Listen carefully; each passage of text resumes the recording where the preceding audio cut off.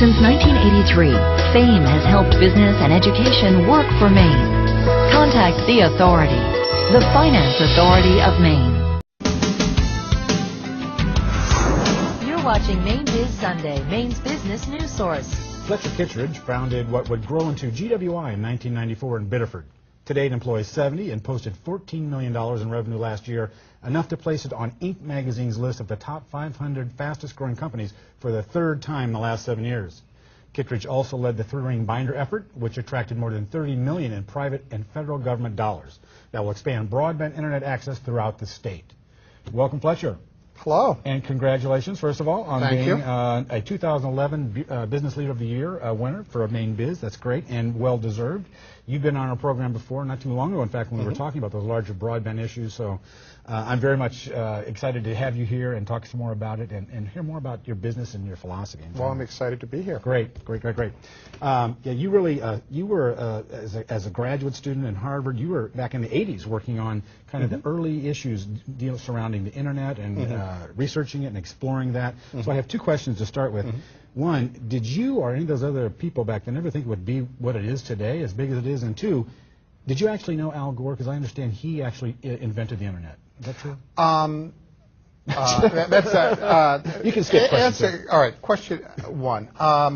No. Yeah. I didn't, and in the beginning, no one did. And I was giving a talk out in Las Vegas earlier this week, and the keynote speaker was Vinton Cerf, who is generally regarded as the father of the internet, or one of two. He and Bob Kahn, and he was talking, and he's just still extraordinary after all these years. The internet really started in the late '60s, and he was he wasn't, I wouldn't say defending, but he was talking about his decision to make the internet address size such that there could be 4 billion devices on the internet. And you may or may not heard it would run out of internet addresses, and we're having to switch to a new version of the protocol.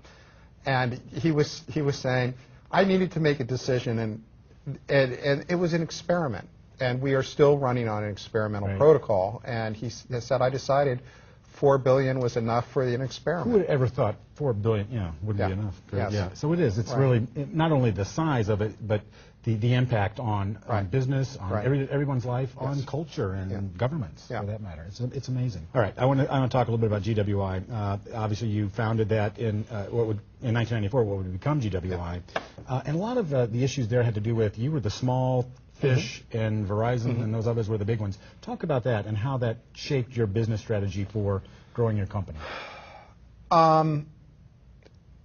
Well, it's an interesting, it is an interesting dynamic. And I guess what it's really required is persistence and not giving up and pressing forward. But what's interesting about it is Verizon, when we started, it was a company called 9X, which you remember, and then it was Bell Atlantic, which I thought was a great name, and then they switched to Verizon, and now it's Fairpoint.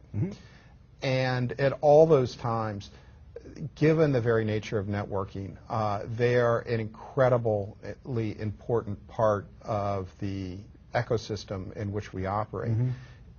You can't, on one hand, they're a competitor of ours. On the other hand, we can't thrive, and I don't think many of the other competitors can't thrive, and I'm sure the state of Maine can't thrive unless Fairpoint does well.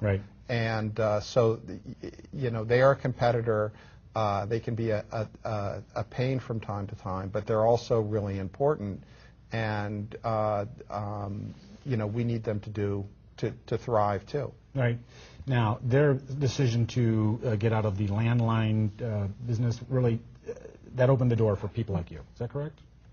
Well, I think Fairpoint is very much in the landline. Well, business. I mean, Verizon. Verizon's decision moving out to sell off Maine, New Hampshire, Vermont was, and the reason they sold off this part of they're publicly traded. They said to the shareholders, we're gonna dump the rural assets where we don't get we make money, but we can make more money if we build a state-of-the-art take the money, sell them, and build a state-of-the-art network in more urban areas. I guess that opened up doors for us, but someone has to invest. Some set of people need to invest in Maine. Yeah. Maine's infrastructure is not as good as it could be. Well, let's move on to that piece too. Yeah. I mean, because you've also, another part of what you've really done and been a leader for, obviously, is the three-ring binder Yes. work, which is all about infrastructure, broadband infrastructure, and making sure we have it in Maine.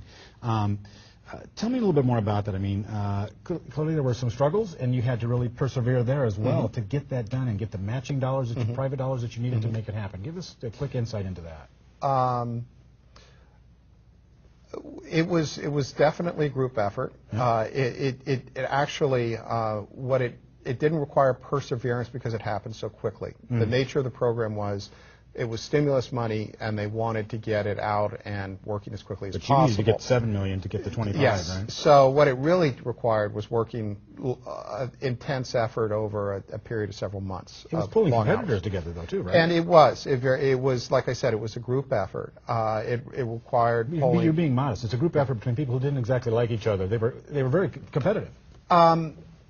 It's not that we didn't like each other. The concern was how could we, in a short period of time, where you really could, we didn't have enough time to really get lawyers involved. In a short period of time, how could you come up with something where no one would end up getting screwed? Right. And everyone was a little bit concerned, I'm going to put in the money and someone else is going to end up in control. Right. And the innovative thing that we did, which I think would be a real success, is say none of us is going to control this. But we'll set up a structure that everyone can trust, and we'll bring in private investors. So it was that collective piece, pulling it together, seeing everybody's the mutual interest. We're going to have to wrap the segment right there. I'm going to keep you around for afterthoughts because I want to talk more about what's the next big thing for GWI. I know you're interested in data centers and also for the state, too. And really looking at kind of I'd like to talk about that. Yeah, we're going to do that. So all right. Glad you're here. And congratulations again. Thank you. You can catch more of this interview with Fletcher Kittredge in our exclusive Afterthought segment. Seen only on the web, just go to MaineBizSunday.com. Stay with us. We'll be right back to talk with Maine DOT experts about the future of passenger and freight rail service in Maine.